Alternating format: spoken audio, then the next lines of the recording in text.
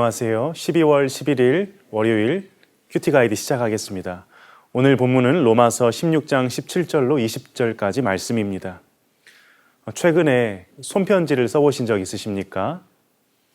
예전에는 편지를 많이 쓰고 서로 주고받았던 것 같은데요. 이제 인터넷이 발달하고 SNS가 발달하면서 손편지를 쓰는 빈도가 많이 줄었습니다.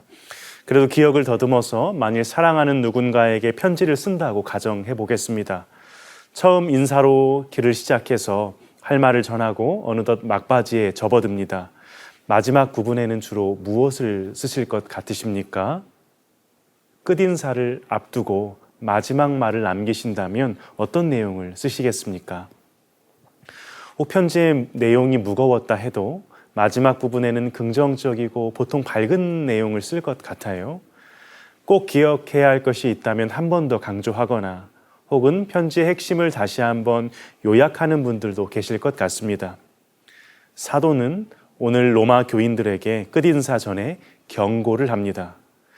초대교회 당시에는 거짓 가르침으로 미혹하는 거짓 교사들이 활개를 쳤기에 로마 교회 또한 그 공격을 받을 것을 바울은 미리 내다 보았기에 이 거짓 교사에 대한 경고로 편지를 마무리하고 있는 것입니다. 그럼 그 거짓 교사들이 누구이고 바울은 로마 교인들에게 무엇을 요구했는지 우리 관찰 질문을 통해서 살펴보겠습니다. 관찰 질문 1번입니다. 바울은 누구에게서 떠나라고 합니까? 17절 말씀 함께 읽겠습니다. 형제들아 내가 너희를 권하노니 너희가 배운 교훈을 거슬러 분쟁을 일으키거나 거치게 하는 자들을 살피고 그들에게서 떠나라. 너희가 배운 교훈, 진리의 복음을 거슬러 분쟁을 일으키거나 거치게 하는 자들에게서 떠나라 합니다. 당대의 거짓 교사들은 바울이 복음을 전하고 가면 가만히 들어와 바울의 교리를 반박했습니다. 바울이 말한 건 반쪽짜리 복음이라고, 구원은 은혜로만 되는 게 아니라고, 예수님이 유대인으로 오셨으면 유대의 모든 그 보화와 같은 할례와 율법을 지켜야 된다고 교인들을 흔들어 놨습니다.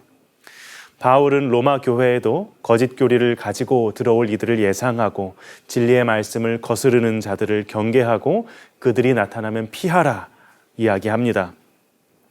그럼 왜 이러한 자들, 이 진리를 거슬러 분쟁을 일으키는 자들을 왜 이들에게서 떠나야 될까요? 그 이유가 18절에 있는데요. 우리 관찰 질문 2번을 보면서 살펴보겠습니다. 2번입니다. 분쟁을 일으키는 자들은 어떤 자들입니까? 이들은 주 그리스도를 섬기는 게 아니고 자신들의 배를 섬기는 자들입니다.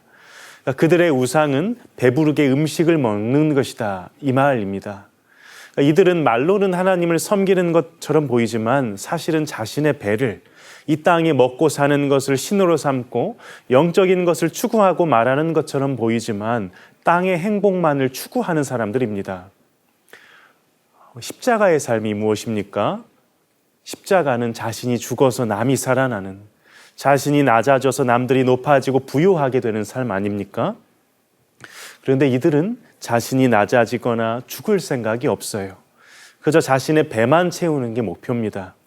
나아가 그들은 교활한 말과 아첨하는 말로 순진한 자들의 마음을 미혹합니다.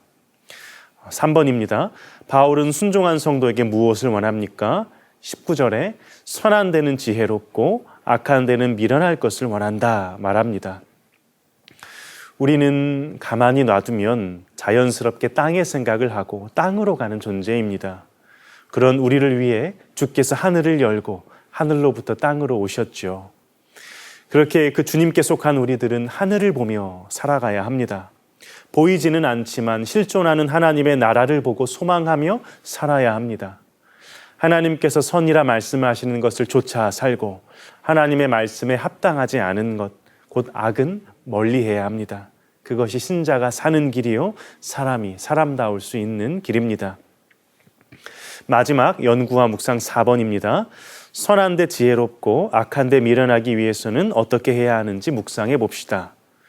먼저 무엇이 선일까요? 무엇이 선한 것일까요? 우리가 잘 아는 창세기 1장 그 창조 기사에 보면 그 매일 하나님께서 창조하시고 꼭 끝에 나오는 말이 있어요. 하나님 보시기에 좋았더라.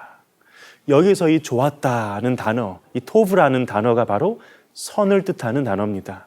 그러니까 무슨 말입니까?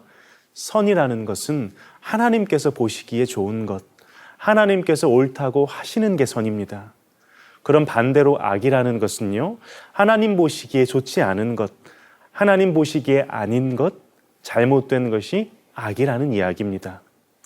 선악의 기준, 선과 악을 구별하는 기준은 하나님이십니다. 우리 사람이 선과 악을 나누는 존재도 아니요, 스스로 경험해서 선악을 알아야 하는 존재도 아닙니다. 오히려 우리는 선악의 기준이신 하나님을 알아야 하는 존재입니다. 하나님의 형상대로 지음받은 우리는 하나님께서 선이라 하시는 것을 선으로 여기며 순종하며 살아갈 때 가장 행복할 수 있고 사람이 사람다울 수 있습니다. 오늘 하루 내가 선악의 기준이 되어 내가 보기 좋은 게 선이고 내가 보기에 좋지 않은 것이 악이다 하며 사는 게 아니라 선악의 기준 되신 하나님을 깊이 알기를 소원하며 그분의 말씀을 삶의 기준과 표준으로 삼고 살아가시는 저와 여러분 되시기를 소망합니다.